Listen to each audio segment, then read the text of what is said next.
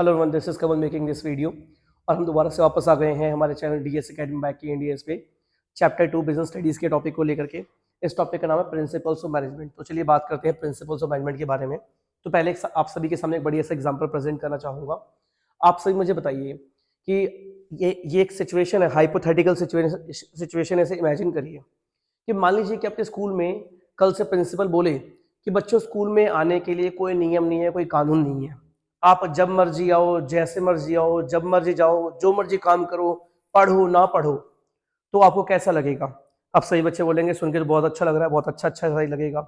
लेकिन इमेजिन करके देखो तो आप कब जब मर्जी जा रहे हो, उस घर के कपड़ों में चले जा रहे हो, वहां जाके पढ़ नहीं रहे हो, गेम्स खेल रहे हो, पबजी खेल रहे हो, आपने पूरा उसको क्लब जैसा बना लिया है, लाउंज जिसे हम कहते हैं, लॉन्च जिसे हम कहते हैं, वो बना लिया है आपने। मौज मस्तियां कर रहे हो, बहुत सारे बिगड़े बच्चे होंगे वहां शराब लेके पहुंच जाएंगे, वहां स्मोकिंग करेंगे, ड्रिंकिंग करेंगे।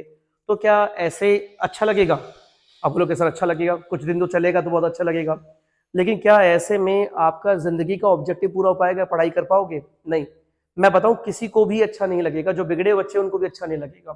क्योंकि अगर ऐसा हो जाएगा तो स्कूल स्कूल नहीं कहलाएगा, क्लब कहने लग जाएगा, और क्लब से पढ़ाई नहीं हो पाएगी फिर आप लोगों की। तो जैसे कि आपके स्कूल में कुछ नियम कानून है, गाइडलाइंस है, जैसे कि आपके घर में कुछ नियम कानून होंगे, आपके घर वाले ने गाइडलाइंस बना रखी होगी कि बेटा तेरे को बाहर जाना है, दोस्तों के साथ जाओ कोई बात नहीं, लेकिन लेट से लेट 9 बजे घर पे वापस आ जाओ। तो जैसे आपके स्कूल की गाइडलाइंस है, आपके घर की कुछ गाइडलाइंस है, कुछ नियम है, कुछ कानून है, वैसे ही मैनेजमेंट की कुछ नियम कानून है, गाइडलाइंस है, उन्हीं को कहते हैं प्रिंसिपल्स ऑफ मैनेजमेंट। जैसे मैं स्कूल की बात करूं तो स्कूल में क्या नियम है? 8 बजे स्कूल आना है, प्रॉपर ड्रेस में आना है, काम कर करके आना है, जिस होमवर्क वगैरह, जिस सब्जेक्ट की क्लास है उसकी बुक लानी है, उसकी नोटबुक लानी है, प्रॉपर स्केड्यूल पूरा फॉलो करना है। तो उसी तरीके से बिजनेस के जो नियम कानून होते हैं उसी को हम कहते हैं प्रिंसिपल्स ऑफ मैनेजमेंट। तो आई होप आप सभी को क्लियर हो गया होगा। फिर भी इसके एक मीनिंग की तरफ जाते हैं। मीनिंग ध्यान से देखिएगा सारे बच्चे एक बार। तो मीनिंग क्या है? The principles are broad statement of fundamental truth. Fundamental truth है, बिना इसके काम नहीं चल पाएगा। जैसे फंडामेंटल प्रिंसिपल होते हैं ना हमारे, फंडामेंटल प्रिंसिपल्स, फंडामेंटल राइट्स होते हैं, वैसे फंडामेंटल ट्रुथ है, बिना इसके काम नहीं चल पाएगा। Which provides guidelines for management. ये क्या प्रोवाइड करते हैं? गाइडलाइंस, कि मैनेजमेंट किस तरीके से किया जाए, कैसे किया जाए। ठीक है, for management and decision and action, कि मैनेजमेंट कोई डिसीजन लेगा, कोई एक्शन लेगा, उसके लिए क्या गाइडलाइंस होनी चाहिए, क्या सिस्टम होना चाहिए। ठीक है, वो प्रोवाइड करवाता है। These guidelines are derived through experiments and observation. ये जो गाइडलाइंस है प्रिंसिपल ऑफ मैनेजमेंट की, ये एक्सपेरिमेंट्स कर करके ऑब्जर्वेशन से बनाई गई है, और ये फिक्स भी नहीं है, फ्लेक्सिबल होती है। कहने का मतलब एग्जांपल ले लेते हैं, ग्रेविटी। ग्रेविटी भी एक लॉ है, एक प्रिंसिपल है। ग्रेविटी का एक लॉ होता है, भाई कोई भी चीज गिरेंगे तो इतनी स्पीड से गिरेगी। वैसे ही क्या होता है, वो ग्रेविटी जो है वो फिक्स है, वो पूरी दुनिया में इक्वल है, बराबर है। ठीक है, और उसको कोई चेंज नहीं कर सकता। लेकिन जो प्रिंसिपल्स ऑफ मैनेजमेंट की जो गाइडलाइंस, एक्सपेरिमेंट्स है, जो गाइडलाइंस है, ये चेंज करी जा सकती है बाय पासिंग ऑफ टाइम। ठीक है, तो चलिए बात करते हैं इसके फीचर्स के बारे में। फीचर्स पे आ जाते हैं। फीचर्स को कैरेक्टरिस्टिक्स भी कहते हैं और इसे नेचर भी कहते हैं। नेचर, फीचर, कैरेक्टरिस्टिक्स सब सेम होते हैं। ठीक है, तो सबसे पहले बात करते हैं पहला फीचर, ऑल परवेजिव।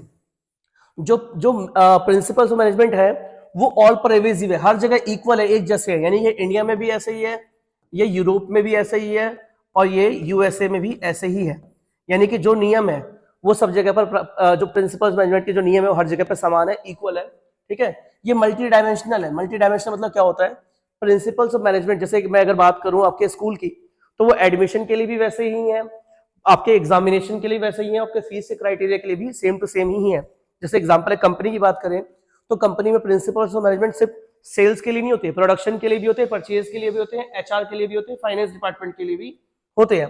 ठीक है, आगे बात करते हैं, कंटिन्यूअस प्रोसेस है, ये कभी रुकता नहीं, कभी ये नहीं कि आज हमने प्रिंसिपल मैनेजमेंट को फॉलो किया, कल फॉलो नहीं करेंगे, ऐसा नहीं है। ये कंटिन्यूअस है, डेली बेसिस फॉलो किए जाएंगे। अगला क्या है? डायनामिक है, यानी कि ये क्या है? फ्लेक्सिबल है। यानी जैसे ही कोई नया अच्छा प्रिंसिपल आएगा उससे इंप्लीमेंट कर दिया जाएगा, पुराने वाले को खत्म कर दिया जाएगा। और ये गोल ओरिएंटेड है, यानी कि ये सारे प्रिंसिपल्स हमें हेल्प करते हैं हमारे ऑर्गेनाइजेशन के गोल्स को अचीव करने में, ऑब्जेक्टिव्स को अचीव करने में। मैनेजमेंट ऑफ वर्क, ये हर प्रकार के मैनेजमेंट को काम को करने में हेल्प करते हैं। अगला मैनेजमेंट ऑफ पीपल, यानी कि काम का मैनेजमेंट करना है, जैसे प्रोडक्शन का भी मैनेजमेंट करना है, लोगों को भी मैनेज करना है।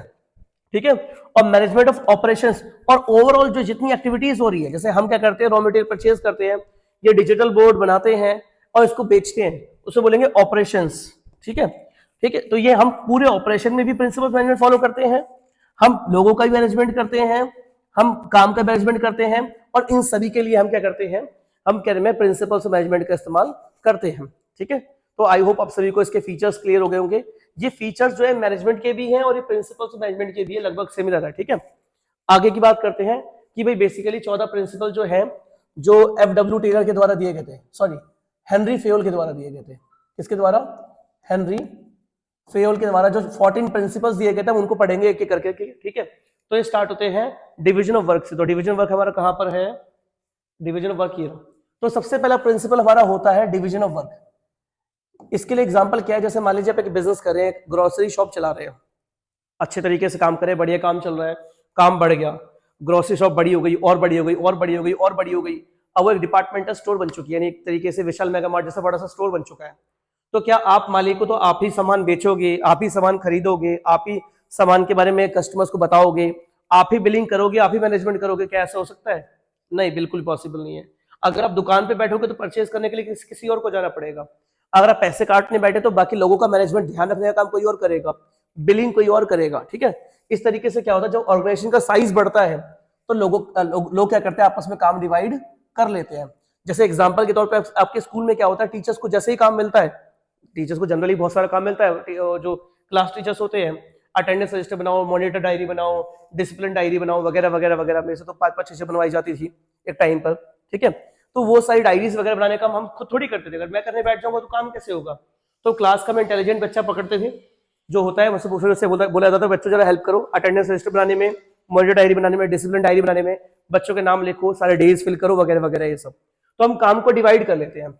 जैसे कि भाई एक बड़ी सी ऑर्गेनाइजेशन, उसमें क्या है, काम को डिवाइड करके बनाया जाएगा, purchase department, production department, sales department, HR department. ठीक है, दूसरा काम, अब काम डिवाइड हो गया है, आपने अपने जानकार को जो है सुपरवाइजर बना दिया, मैनेजर बना दिया परचेज का, लेकिन थोड़ी सी उसकी हाइट कम है, जैसे कि मेरी हाइट कम है। अब क्या है कि उसको बोला गया आप मैनेजर हो, आपको जो है परचेज वाला काम सही तरीके से करना है, लेकिन उसकी कोई सुनने को तैयार ही नहीं है, क्योंकि उसने किसी वर्कर को बोला कि तू लेट कैसे आया, वर्कर ने उसको एक मुक्का मार दिया। ठीक है, उसकी इंसल्ट कर दी। तो ऐसे केस में क्या है, वो आप उसके साथ में जाओगे वर्कर्स के बीच में और बोलोगे भैया देखो ये मैनेजर है आज से आपका, अगर आपने इससे कुछ बदतमीजी करी आपको जॉब से भी निकाल सकता है और आपको इसकी सुननी पड़ेगी। सही वर्कर्स को बोला कि मैनेजर की सुननी पड़ेगी।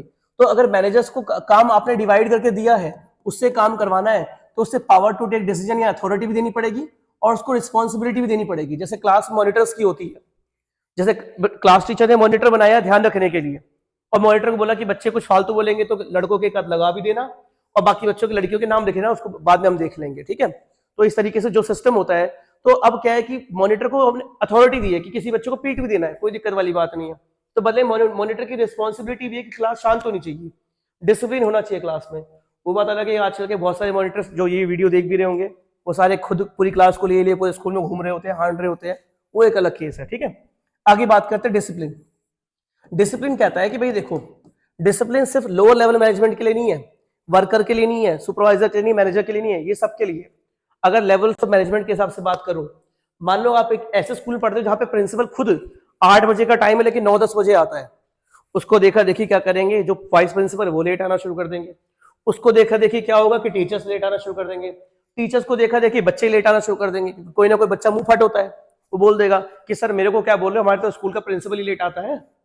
ठीक है, तो डिसिप्लिन कहता है कि भाई देखो डिसिप्लिन मेंटेन करो, सारे लोग डिसिप्लिन मेंटेन करेंगे, चाहे लोअर लेवल का बंदा हो चाहे वो अपर लेवल का बंदा हो, तो सभी लोगों को क्या बनाना है, डिसिप्लिन बनाना है, उसको स्ट्रिक्टली फॉलो करना है। ठीक है, आगे बात करते हैं यूनिटी ऑफ कमांड की। यूनिटी ऑफ कमांड जो प्रिंसिपल ये कहता है कि भाई देखो, एक एग्जांपल लेते हैं, मान लो आप एक जगह पर अपने एज अ वर्कर काम ज्वाइन किया। अब क्या हुआ कि आप काम कर रहे हो, पहले सुपरवाइजर आया, वो कहता जी नए लगे हो, आपने कहा हाँ, तो उसने कहा काम करो, इस काम को छोड़ो, पैकिंग वाले काम को छोड़ो, दिवाली आ रही है, हमें बिस्किट्स और चॉकलेट्स बनानी है, चलो मशीनों में रॉ मटेरियल पलटो। फिर दूसरा सुपरवाइजर आ गया, वो कहता है यहाँ पे ये रॉ मटेरियल पलटने का क्या काम कर रहे हो, जो बिस्किट्स बने पहले उनको पैक करो। ठीक है, फिर आप पैक करने लगे। फिर तीसरा सुपरवाइजर आ गया, वो कह रहा है ये बिस्किट्स पैक क्या कर रहे हो, जो बने हुए जो पेटियां बनी हुई इनको पहले गाड़ियों में लोड करो। फिर आप वो लोड करने लगे। फिर पहला वाला आ गया, भाई यहाँ पे ये क्या काम कर रहा है, मैं तेरे को तो काम दिया था कि जो मशीन में रॉ मटेरियल पलटना है, तो आप परेशान हो जाओगे नहीं हो जाओगे। उस केस में बेसिकली क्या होता है कि पहले ही डिसाइड कर लिया जाता है कि आप परेशान हो गए कि 3-3 अब सुपरवाइजर आकर आपको परेशान कर रहे हैं, ठीक है, तो उस केस में क्या होता है कि पहले ही डिसाइड कर लिया जाता है कि भाई आपका नाम, वर्कर का नाम है मान लो for example mister X, mister Sahil, इसका सुपरवाइजर जो है मान लो विजय है, तो जो साहिल को इंस्ट्रक्शन मिलेगी सारी विजय से ही मिलेगी। कोई और अगर सुपरवाइजर आकर के बोलता है कि भाई मेरी बात सुनो, तो साहिल साफ मना कर देगा, बोलेगा भाई मेरे मैनेजर से बात करके आओ, यानी मेरे सुपरवाइजर से बात करके आओ, वो जो बोलेगा मैं वो काम करूंगा, ठीक है। इसे बोलते हैं यूनिटी ऑफ कमांड, यानी इसका मतलब क्या होता है कि एक वर्कर को सिर्फ एक सुपरवाइजर ही काम बोलेगा, सुपरवाइजर ही कमांड देगा, बहुत सारे सुपरवाइजर कमांड नहीं देंगे क्योंकि उससे कंफ्यूजन हो जाएगी, ठीक है। इसी वाले को थोड़ा सा और एक्सटेंड करें तो ये बन जाता है यूनिटी ऑफ डायरेक्शन। इसका मतलब क्या होता है, आप सभी के सामने एक बढ़िया एग्जांपल है, मेरे खुद की लाइफ का एग्जांपल है। मैंने स्टार्टिंग में जब अपना पहला स्कूल ज्वाइन किया था, नाम नहीं बताऊंगा उस स्कूल का, ठीक है, तो उस स्कूल में क्या हुआ, हस्बैंड जो था डायरेक्टर था और वाइफ जो थी वो प्रिंसिपल थी और बेटा जो था वो कोऑर्डिनेटर वगैरह का कुछ काम करता था, और जो डायरेक्टर की बहन है वो अलग ही अपने आप में कोऑर्डिनेटर वगैरह कुछ थी, ठीक है। तो मेरे को छुट्टी चाहिए थी, तो मैं तो जो नॉर्मल हायरार्की का सिस्टम होता है, मैंने कहा स्कूल का हेड तो प्रिंसिपल होता है, मैंने प्रिंसिपल मैम से बोला मैम मेरे को छुट्टी चाहिए, उसने बोला ठीक है कोई बात नहीं छुट्टी ले लो। मैं छुट्टी के बाद जब वापसी आया तीसरे दिन, तो मेरे को डायरेक्टर ने रोक लिया कि आप कल कहाँ थे, मैंने कहा जी मैं छुट्टी पे था, तो कहते हैं किससे पूछ के छुट्टी करी, मैंने कहा प्रिंसिपल मैडम से, तो उन्होंने कहा ठीक है चलो, उतने में प्रिंसिपल मैडम वहाँ पहुँच गई। तो वो एक्चुअली हस्बैंड वाइफ थे, वो तो हस्बैंड वाइफ को इस तरीके से घूरा कि तेरे को घर चल के बताऊंगा, पीटूंगा। तो उसने कहा कि भाई ऐसा है कि कल को कोई भी छुट्टी उट्टी का काम पूछना है तो आप मेरे से पूछोगे, छुट्टी मेरे से पूछ करके लोगे, प्रिंसिपल से पूछ करके नहीं लोगे। तो मैं ऐसे स्कूल में काम करता था, उसे कहते हैं लाला छाप स्कूल। लाला छाप स्कूल का मतलब क्या था, पूरा परिवार मिलकर ऑर्गेनाइजेशन चला रहा होता है, सारे अपने आप में नवाब होते हैं, ठीक है। तो ऐसा नहीं होना चाहिए, इस तरीके की समस्या ना आए, इसलिए प्रिंसिपल आई यूनिटी ऑफ डायरेक्शन। ये कहता है कि एक प्रोजेक्ट का, चाहे एक कंपनी का जो होता है, एक ही हेड होना चाहिए, वन हेड, एक ही हेड होना चाहिए। जैसे आपने देखा होगा आपके पड़ोस में कोई ना कोई परिवार ऐसा होगा, छोटी सी बात होगी पूरा परिवार आ जाता होगा बात करने के लिए, लड़ने के लिए, झगड़ने के लिए, पूरा परिवार मिलकर के बोला इस तरफ आप परेशान हो रहे हो, तो अब कभी ना कभी आपके मन में आता होगा ना भाई एक जना बोलो ना क्या कहना चाहता है, एक हेड कौन है तुम्हारा, कोई हेड ही नहीं है, पूरी फैमिली अपने आप में सबकी हेड बन रही है। तो ऐसी कंफ्यूजन ना हो ऑर्गेनाइजेशन में, इसलिए एक प्रिंसिपल बनाया गया कि यूनिटी ऑफ डायरेक्शन, कि एक ऑर्गेनाइजेशन का एक ही ऑब्जेक्टिव होगा और एक ही हेड होगा, बेसिकली आम भाषा में एक ही हेड होगा, पूरा परिवार मिलकर के उसको नहीं चलाएगा। अगर परिवार मिलकर के काम कर रहा है तो गलत बात नहीं है, लेकिन परिवार पहले ही डिसाइड कर लो कि डायरेक्टर से छुट्टी मांगनी थी हस्बैंड से, प्रिंसिपल छुट्टी मांगनी थी जो कि वाइफ थी, या बेटे से छुट्टी मांगनी थी जो कि कोऑर्डिनेटर है, ठीक है। तो पहले ही डिसाइड कर लो कि कौन हेड होगा और एक ऑर्गेनाइजेशन का एक ही हेड होगा। अंडरस्टूड? ये हो गया यूनिटी ऑफ डायरेक्शन। अब बात करते हैं अगले प्रिंसिपल की। अगला जो 6th प्रिंसिपल हमारा है ये है subordination of individual interest to general interest. इसमें इसका मतलब क्या होता है, मान लीजिए एक परचेज मैनेजर है, उसने कहा यार बढ़िया मैं तो परचेज मैनेजर बन गया, डिवीजन वर्क के तहत मेरे को काम मिल गया है, मेरे पास फुल फ्रीडम है। उसने क्या किया, परचेज करने का काम जो है अपने, उसका साला बेरोजगार था, उसने कहा जीजा जी कुछ काम दे दो, तो परचेज मैनेजर ने अपने साले को एक नई कंपनी खुलवा करके काम दे दिया कि भाई जितना भी इस कंपनी को रॉ मटेरियल सप्लाई करा तू सप्लाई करेगा। मार्केट में रेट चला रॉ मटेरियल का 50 रुपए किलो, लेकिन वो सप्लाई कर रहा है 80 रुपए किलो, बीच में 30 रुपए का जो प्रॉफिट है वो मैनेजर खा जा रहा है, जो परचेज मैनेजर है। अब क्या होगा, इससे कंपनी को जब सामान महंगा पड़ेगा तो कंपनी की प्रोडक्शन कॉस्ट बढ़ेगी, तो सेलिंग प्राइस बढ़ाना पड़ेगा, उससे कंपटीशन में उसका माल बिकना कम हो जाएगा या प्रॉफिट कम हो जाएगा, कंपनी अल्टीमेटली बंद हो जाएगी। तो इससे हमने क्या सीखा कि मैनेजर ने अपने बेनिफिट के लिए पूरी कंपनी को लॉस में डाल दिया, पूरी कंपनी को बंद ही करवा दिया। जब कंपनी बंद होगी तो बंदे की सैलरी बंद हो गई, ऊपर की कमीशन बंद हो गई, जिसे हम कट कहते हैं, कट कमीशन, ठीक है। तो ऐसा कोई भी काम ना करा जाए जो कि एक बंदे को बेनिफिट देने के चक्कर में पूरी ऑर्गेनाइजेशन को सफर करना पड़ रहा हो, ठीक है। यानी जीजा या साले को बेनिफिट देने के चक्कर में ऑर्गेनाइजेशन का नुकसान नहीं करवाना है। इसे कहते हैं subordination of individual interest to general interest, ठीक है। आगे बात करते हैं, इसका नाम है फेयर रेम्यूनरेशन। फेयर रेम्यूनरेशन का मतलब क्या है, मान लो कोरोना लॉकडाउन चल रहा है और आपको एक ड्राइवर की जरूरत है, आपकी तनख्वाह तो अच्छी आ रही है, आप डॉक्टर हो, अच्छी तनख्वाह आ रही है, अच्छा पैसा आ रहा है, लेकिन आपने कोरोना का फायदा उठाते हो, ड्राइवर को बोला तेरे को सैलरी दूंगा सिर्फ 10,000 महीने की, बल्कि जेन्युइन जो बनती है कम से कम 20,000 तो बनती है, ठीक है। अब मजबूरी में ड्राइवर जिसके पास काम नहीं, बेचारे के पास, वो तो काम करेगा 10,000 रुपए में, लेकिन दिल्ली जैसी जगह पर जहां पर रेंट ही एक नॉर्मल से घर का 5-6 हजार पहुंच रखा है, उसकी फैमिली में 2 बच्चे हैं, बीवी है, उसका राशन वगैरह, तो 10,000 में तो पूरा होगा नहीं। लेकिन आपने मजबूरी का फायदा उठा के उसे 10,000 तनख्वाह दे रहे हो, बेचारा मजबूरी में काम कर रहा है, लेकिन उससे उसका खर्चा चल नहीं पा रहा है। उसके बाद मजबूरी ये है कि क्योंकि कहीं और जॉब अवेलेबल नहीं है इसलिए आपके पास जॉब कर रहा है। तो ऐसे में प्रिंसिपल कहता है कि अगर एक एम्प्लॉय को टिकाना है तो उसको कम से कम फेयर रेम्युनरेशन मिले, जायज मिनिमम तनख्वाह तो मिले ही मिले। क्या चीज? मिनिमम तनख्वाह तो उसे मिले ही मिले। इसे कहते हैं फेयर रेम्युनरेशन ऑफ एम्प्लॉइज, यानी एम्प्लॉय को जायज तनख्वाह मिलनी चाहिए, उसकी मजबूरी का फायदा कभी ना उठाया जाए। ठीक है। अच्छा एक बात और बता दूं, ये सीक्वेंस में नहीं है, समझने के लिए मैंने सीक्वेंस में लगा रखे हैं, मतलब मैंने सीक्वेंस खुद तैयार किया, लेकिन एक्चुअली में सीक्वेंस नहीं है, आपको बस इन प्रिंसिपल्स का मीनिंग पता होना चाहिए। ठीक है। चलो आगे की बात करते हैं, सेंट्रलाइजेशन एंड डिसेंट्रलाइजेशन। अब इसमें एग्जांपल क्या है भाई, मान लो एक डिपार्टमेंटल स्टोर है, बड़ा हो चुका है, अब आपका डिपार्टमेंटल स्टोर है, आपने उसमें अपने वर्कर को, अपने दोस्त को जो कि बेरोजगार था, किसी काम का नहीं था, उसे काम दे दिया। अब क्या हुआ, क्योंकि आपका दोस्त नालायक है, आपको पता है कि हरकतबाजी करेगा, आपने उसे बोला तेरे को काम तो दे रहा हूं लेकिन तू कुछ भी काम करेगा तो मेरे से पूछ के करेगा। अब क्या हुआ, ये बात आपने अपने सारे दोस्तों पे इंप्लीमेंट कर दी, सारे दोस्तों को अपने वर्कर बना लिया। अब आप बड़ा सा डिपार्टमेंटल स्टोर जैसे कि राज मंदिर होता है, विशाल मेगा मार्ट होता है, उसमें वो चला रहे हो और सारे वर्कर जो आप ही के दोस्त हैं। अब आपने बोला कि भाई कुछ भी करोगे तो मेरे से पूछ के। अब क्या हो रहा है, उसको सुसु आ रहा है, टॉयलेट आ रहा है, वो कह रहा है सर टॉयलेट चले जाऊं क्या, सर टॉयलेट चले जाऊं, सर टॉयलेट चले जाऊं क्या। अरे 100 एम्प्लॉय लगातार कॉल करेंगे तो जवाब दे पाओगे? हाँ या ना, हाँ या ना, हाँ या ना। ठीक है, दिक्कत हो जाएगी। कोई मान लो कोई कस्टमर आया, सर इसको ये वाला सामान दिखा दूं क्या, सर इसको ये वाला प्रोडक्ट दिखा दूं क्या, सर इसको ये वाली चीज बता दूं क्या, इसका प्राइस बता दूंगा, उसका प्राइस बता दूं क्या। तो क्या इस तरीके से काम हो पाएगा? नहीं हो पाएगा। तो सेंट्रलाइजेशन डिसेंट्रलाइजेशन बेसिकली होता क्या है, चलो मैं आपको बताता हूँ। सेंट्रलाइजेशन मतलब क्या होता है, आप यहाँ बीच में सेंटर में हो, आप यहाँ बीच में सेंटर में हो, सारे लोग आपसे पूछ के ही कोई काम करेंगे, आपसे बिना पूछे कोई भी काम नहीं होगा। लेकिन इसमें समस्या क्या है कि कोई भी काम जल्दीबाजी में नहीं हो पाएगा, क्योंकि जब तक आप जवाब दोगे तब तक वो मिसहैपनिंग है, वो काम निकल चुका होगा। ठीक है, इसे कहते हैं सेंट्रलाइजेशन। तो ये तो बड़ी मुसीबत वाली चीज है, ये कैसे काम करेगी। ठीक है। फिर आपने कहा एक काम करते हैं, डिसेंट्रलाइजेशन आते हैं। डिसेंट्रलाइजेशन क्या होता है, ये आप बीच में हो, आपने सारी पावर्स अपने जो वर्कर्स में बांट दी। अब उस वर्कर में मैंने बताया ना कि सारे वर्कर आपके दोस्त ही हैं, वो नालायक वाले जो पढ़ लिख नहीं रहे हैं। तो इस वाले ये वाला जो वर्कर आपका है, जो कि आपका दोस्त है, आपने सारी पावर से बांट दी। आपने कहा ठीक है भाई, तो अपने हिसाब से काम कर। वो उसने अपने आप को डिसाइड कर लिया कि उसने अपने आप को जो अपना जो डिपार्टमेंट डिसाइड किया है वो ब्यूटी वाला डिपार्टमेंट है, जो लेडीज वाला जो होता है, कॉस्मेटिक वाला। वहां खड़ा होकर उसे पता है वहां पे खूब सारी लड़कियां आनी है।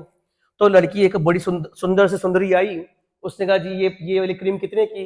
कहता वैसे तो 100 रुपए के, लेकिन आपके लिए 5 रुपए की। और 5 रुपए की उसने बोल दी, और आपको मजबूरी में, क्योंकि काउंटर पे बिलिंग वाले बंदे को 5 रुपए की बेचनी पड़ी, आपको जानकारी मिली। आपने कहा तूने ऐसा क्यों किया। तो उसने बोला सर आपने तो मेरे को कहा था कि सारी पावर तेरे पास में है। भाई मेरे को तो घर बसाना है, मेरे को तो सुंदरी चाहिए घर बसाने के लिए, घर बसाने के लिए सुंदरी की जरूरत थी, इसलिए जो है 5 रुपए की 100 रुपए की क्रीम जो थी 5 में दे दी, ताकि सुंदरी से बातचीत बन जाए। ठीक है। अब ऐसे में ये भी दिक्कत कर रहा है, अगर आप इस तरीके से सारी पावर्स लोगों को बांट दोगे तो मनमौजी वाला काम करेंगे, जैसे मैंने एग्जाम्पल दिया अभी पिछला वाला। ठीक है, subordination of individual interest to general interest, कि अगर किसी प्रोडक्शन मैनेजर को फुल फ्रीडम दे दोगे तो पावर्स का गलत इस्तेमाल तो करेगा ही करेगा। तो यहां पर भी आप फंस गए। तो आपने क्या किया, आपने एक बीच का रास्ता निकाला, आपने सीए से बात करके, उसे बोलते हैं मॉडरेट, क्या बोलते हैं, मॉडरेट डिसेंट्रलाइजेशन।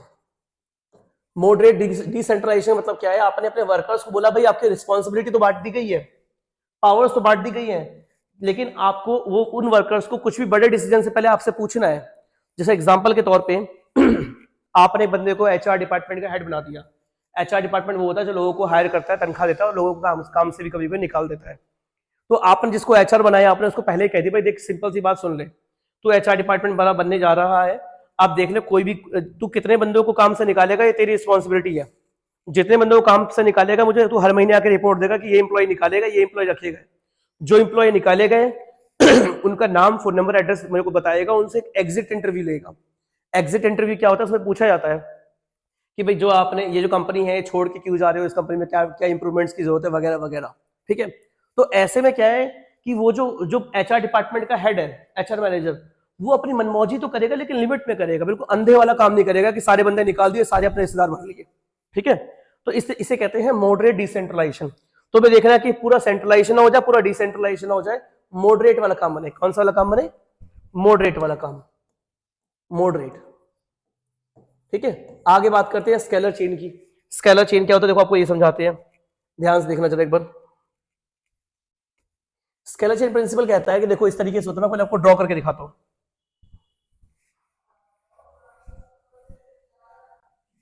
स्केलर चेन किस तरीके से होती है, जैसे मान लीजिए ये है आपका एक डिपार्टमेंट का हेड है, इस मिस्टर ए, इसके अंदर काम करता है मिस्टर बी, इसके अंदर काम करता है मिस्टर सी, इसके अंदर काम करता है मिस्टर डी। अब इसी तरीके से यहां पर है ई, इसके अंदर में है एफ, इसके अंदर में है जी। अब ध्यान सुनना, इसको बोला गया भाई कुछ भी काम होगा तो मेरे से पूछ करके करेगा, ठीक है, कुछ भी काम होगा बड़ा वाला इंपॉर्टेंट वाला चाहे वैसा वाला, तो मेरे से पूछ के करेगा। तो ऐसे केस में क्या है कि डी पहले सी से पूछेगा, सी पहले बी से पूछेगा, बी ए से पूछेगा और फिर ए अप्रूवल देगा, फिर इस तरीके से अप्रूवल नीचे की तरफ में आएगा, ठीक है। अब इसमें क्या हुआ, डी को सुसु लग गया। अब डी को सुसु लग गया, वो कह रहा है उसने इसको मेल किया, इसने इसको मेल किया, इसने इसको मेल किया, तब तक यहां पर मेल था ही, उतने में इसका सुसु निकल गया। तो ऐसा भी नहीं होना चाहिए। ऐसे के लिए क्या किया जाए ऐसे के लिए बोल दिया जाए देखो भाई जो खास इंपॉर्टेंट काम है वो इस तरीके से पूछने हैं, कोई इमरजेंसी तो बिना पूछे चले जाओ। और मान लो कुछ ऐसा होता है कि ए एग्जिस्ट ही नहीं करता, ए जो है वो लद्दाख घूमने के लिए गया हुआ है 15 दिनों के लिए, इसका तो फोन भी नहीं लगेगा इनकम टैक्स की रेट बढ़ गई, आपको पता लगा इनकम टैक्स की रेट बढ़ गई है, तो आप डायरेक्टली बी के पास भी जा सकते हो और आप डायरेक्टली ई के पास भी जा सकते हो, भाई इनकम टैक्स की रेट बढ़ने वाली, जल्दी से सारी फाइलें इकट्ठा करो, बोरी में भरो और साइड में फेंको, ठीक है। तो जो कॉमन प्रिंसिपल है कि एक कम्युनिकेशन इस तरीके से कंप्लीट होगा, इसे बोलते हैं स्केलर चेन। क्या बोलते हैं? Scalar chain. और अगर मान लो इनकम टैक्स की रेट पड़ रही है, इनकम टैक्स का फाइनेंस डिपार्टमेंट ई देख रहा है और ए अभी है नहीं, चाहे ए ऑफिस में है फिर भी इनकम टैक्स के केस में डी डायरेक्टली ई को बोल देगा भाई इनकम टैक्स की रेट पड़ने वाली, भागो। इसे बोलते हैं गैंग प्लैंक। क्या बोलते हैं? Gang plank. ये जो होता है स्केलर चेन वाले प्रिंसिपल का एक्सेप्शन है। क्या है? एक्सेप्शन। एक्सेप्शन का मतलब होता है जहां पर ये प्रिंसिपल लागू नहीं होता। तो कोई बहुत इमरजेंसी है, इनकम टैक्स की रेट वाला मामला है, तो भी ये किसी को डायरेक्टली रिपोर्ट कर सकता है, इसको रिपोर्ट कर सकता है, that is called gang plank. और मान लो कोई सामान्य वाला मामला है कि नए एम्प्लॉय हायर करें ना करें, कितने एम्प्लॉय हायर करें, तो इस तरीके से इंफॉर्मेशन ली जाएगी और इस तरीके से अप्रूवल आएगा, चाहे इस तरफ चाहे इस तरफ चाहे इस तरफ। अगर डी को कोई बात जी को कहनी तो इस तरीके से बात यहाँ पर जाएगी और घूम करके बात यहाँ पर आएगी, ठीक है। तो आई होप आप सभी को ये टॉपिक क्लियर होगा, ठीक है। अब चलते हैं अगले टॉपिक की तरफ में। पहले मैं एक्स्ट्रा स्लाइड्स को जरा डिलीट कर दूं, ठीक है। ये कोई हमारी डिलीट, वापस आ गए इस वाली स्लाइड पे। बात करते हैं ऑर्डर। ऑर्डर प्रिंसिपल क्या कहता है, ध्यान से सुनिए जरा एक बार। ऑर्डर प्रिंसिपल कहता है कि जैसे एग्जांपल ले लेते हैं, आपके घर में जो टॉवल होगा वॉशरूम के अगल बगल होगा, हैंड वॉश होगा वॉशरूम के अंदर में ही होगा, कपड़े जो होंगे वो अलमीरा में वार्डरोब में होंगे, इंपॉर्टेंट डॉक्यूमेंट्स किसी फाइल में या तिजोरी में रखे होंगे, गहने वगैरह तिजोरी में रखे होंगे, और किचन का सारा सामान जो है वो जैसे डब्बे वगैरह राशन वगैरह वो किचन में होगा, ठीक है। इसी को कहते हैं ऑर्डर। ऑर्डर प्रिंसिपल कहता है कि किसी भी ऑर्गेनाइजेशन में जो चीजें हैं वो सही जगह पर सही तरीके से रखी होनी चाहिए। ऐसा नहीं कि कोई भी चीज कहीं पर रखी हुई है। एग्जाम्पल के तौर पर बताता हूँ, मान लो एक कार का प्रोडक्शन हो रहा है और एक बंदे का काम है उसमें चारों टायर को फिट करना और एक स्टेपनी को भी रखना, तो चारों टायर तो उसने फिट कर दी, स्टेपनी रख दी। अब अगली कार आके खड़ी है लेकिन एक्स्ट्रा टायर यहाँ पर नहीं है, एक्स्ट्रा टायर जो 2 किलोमीटर दूर प्लांट के दूसरे कोने में रखे हुए हैं, तो 2 किलोमीटर दूर जाएगा आएगा टायर लेकर के आएगा, तब तो 10 गाड़ियां निकल चुकी होगी। तो यहाँ पर ऑर्डर प्रिंसिपल क्या कहता है कि ये जो चीजें जो है ना टायर्स वगैरह, उसको सही जगह पर रखो, उसको वहीं पर उसके अगल बगल में रखो, ताकि वो उसका काम सिर्फ टायर उठा के लगाना हो, भाग करके जाकर टायर लाना ना हो, ठीक है। वरना पूरी प्रोडक्शन लाइन रुक जाएगी। बिना टायर की गाड़ी आगे कैसे जाएगी, आगे प्रोडक्शन लाइन पे वो उस प्लेटफॉर्म से उतरेगी कैसे, ठीक है। चलो आगे बात करते हैं। अगला क्या है? इक्विटी। इक्विटी का मतलब होता है ना ही जीजा ना ही साला, किसी को प्रायोरिटी नहीं देनी है, जो इंप्लॉय सभी को इक्वली ट्रीटमेंट देना है। ये नहीं कि आपने देखा कि अरे भाई ये तो अपना यूपी का भाई है या युद्ध का भाई है, भाई ये तो अपना राम मंदिर वाला भाई है, चलो इसको प्रमोशन दे देते हैं, इसको ये कर देते हैं, इसको वो कर देते हैं, ऐसा वाला नहीं करना है। इक्विटी का मतलब होता है सभी इंप्लॉय को बराबर इज्जत मिलनी चाहिए, बराबरी मिलनी चाहिए, बराबर अपॉर्चुनिटी मिलनी चाहिए, किसी को प्रायोरिटी नहीं मिलनी चाहिए। इक्विटी का मतलब होता है इक्वालिटी, बेसिकली इक्वालिटी। इक्वालिटी से एक स्टेप ऊपर का स्टेप होता है इक्विटी, लेकिन आम भाषा में सोच सकते हैं इक्वालिटी इक्विटी बराबर होता है, ठीक है। अब बात करते हैं स्टेबिलिटी ऑफ पर्सोनल। ये प्रिंसिपल कहता है कि भाई देखो इंप्लॉय जितना पुराना होगा उतना बढ़िया होगा, अगर वो ईमानदार है तो बदले में। जैसे एग्जांपल के तौर पे आपने एक वर्कर रख रखा है जो एक दिन में, जो आपका मान लो ना एक्सपोर्ट का काम है, जो यहाँ पे हौजरी का सामान बनता है, तो एक वर्कर एक दिन में 500 शर्ट बना रहा है, 500 शर्ट बना रहा है, वो 500 शर्ट ऐसे बना रहा है कि शर्ट के कटे पीस आ रहे हैं, उसको उनको रख रहा है, खाली सिलाई से मारना उसका काम है, हाथ इतना सेट हो गया, आंख बंद करके काम करेगा तो बिल्कुल सही करेगा, ठीक है। अब वो 500 शर्ट पर डे बना रहा है, वो कह रहा है कि सैलरी थोड़ी बढ़ा दो, तो बढ़ा दो ना उसकी सैलरी। बेमतलब वो जॉब छोड़ के जाएगा थोड़ी सैलरी बढ़ाने के चक्कर में, फिर नया वर्कर लेकर के आओगे, नया वाला बंदा 50 शर्ट भी नहीं बना पाएगा, अगर मान लो नया बंदा, एक बंदा 50 शर्ट बनाता है, तो उस बंदे को रिप्लेस करने के लिए, पुराने वाले को जो 500 शर्ट बना रहा था, उसको रिप्लेस करने के लिए यहाँ पर 10 बंदे चाहिए होंगे। वो गलतियां भी करेंगे, आप उनको कुछ कह भी नहीं पाओगे, क्योंकि एक साल तक या कुछ महीने तक जो है उनका ट्रेनिंग पीरियड होता है। तो एम्प्लॉय जितना पुराना है, काम कर रहा है, बढ़िया है, उसे बने रहने दो, थोड़ी मोटी तनख्वाह बढ़ाते रहो। आगे अगला इनिशिएटिव। इनिशिएटिव का मतलब क्या होता है, भाई कुछ भी काम करने के लिए जो यंग ब्लड आ रहा है उनको ही मौका दिया जाए। ऐसा नहीं कि एक पुराना बुढ़ा सा मैनेजर है, वो कह रहा है भाई ये बहुत तजुर्बे वाला काम है, मैं ही करूंगा, मैं ही करूंगा, मैं ही डिसीजन मेकिंग करूंगा। अगर ऐसे होने लग जाएगा तो कभी भी कोई नया मैनेजर नहीं मिल पाएगा। नए बंदे को मैनेजर बनाने के लिए उसको मौका देना पड़ता है, उसे इनिशिएटिव लेना पड़ता है। जैसे कि पायलट का एग्जांपल लेते हैं। पायलट जो होता है, अगर एक मेन पायलट है, वो बोलेगा भाई मैं पूरा टाइम मैं ही लैंड करूंगा, प्लेन को मैं ही उड़ाऊंगा, मैं ही टेक ऑफ, मैं ही लैंड, मैं ही टेक ऑफ, मैं ही लैंड करूंगा, तो साथ में जो फर्स्ट ऑफिसर यानी कि वाइस कैप्टन बैठा हुआ, तो कोई पायलट बन ही नहीं पाएगा। तो कभी ना कभी तो ऐसा मौका आएगा कि उसको भी प्लेन टेक ऑफ करवाना पड़ेगा, उसको प्लेन को है जो लैंड करवाना पड़ेगा। तो मौका देना पड़ता है, उसे बोलते हैं इनिशिएटिव। और आखिरी में होता है एस्पिरिट दे कॉर्प्स। इसमें एग्जांपल ले लेते हैं। मान लीजिए एक जो है इंडियन टीम का कैप्टन है रोहित शर्मा।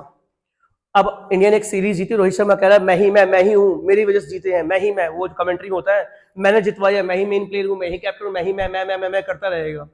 तो क्या ये सही चीज है? नहीं। एस्पिरिट द कॉर्प प्रिंसिपल कहता है कि चाहे कोई सक्सेस है, चाहे कोई फेलियर है, तो पूरी टीम का है। कभी भी रोहित शर्मा को आकर के आपने देखा नहीं होगा रोहित शर्मा ये बोला कि मैं ही मैं हूँ। रोहित शर्मा बोलेगा कि मेरी टीम का एफर्ट है, जिसमें मेरे भी एफर्ट है, ये मेरी टीम ने सब कुछ किया है, उनकी वजह से मैं हूँ। तो मैं से हटके यहाँ पर आई की, मी की, चाहे आई की बात नहीं करनी, यहाँ बात करनी है वी की, यानी हम। We have done it, it's our achievement. ठीक है, ये हमने किया है, हमारी अचीवमेंट है। ठीक है, तो आई होप आप सभी को चौथा प्रिंसिपल क्लियर हो गए होंगे। काफी छोटी वीडियो में काफी शॉर्टकट मैंने बताया है आपको, वरना मैं हर एक प्रिंसिपल के लिए अलग अलग एग्जांपल यूज करता हूँ जब ऑफलाइन क्लास से पढ़ाता हूँ। ठीक है, तो फिर भी कोई डाउट रह जाए तो आप मुझे कमेंट कर सकते हैं। तो मिलते हैं अगली वीडियो में। Till then bye bye, see you, have a nice day.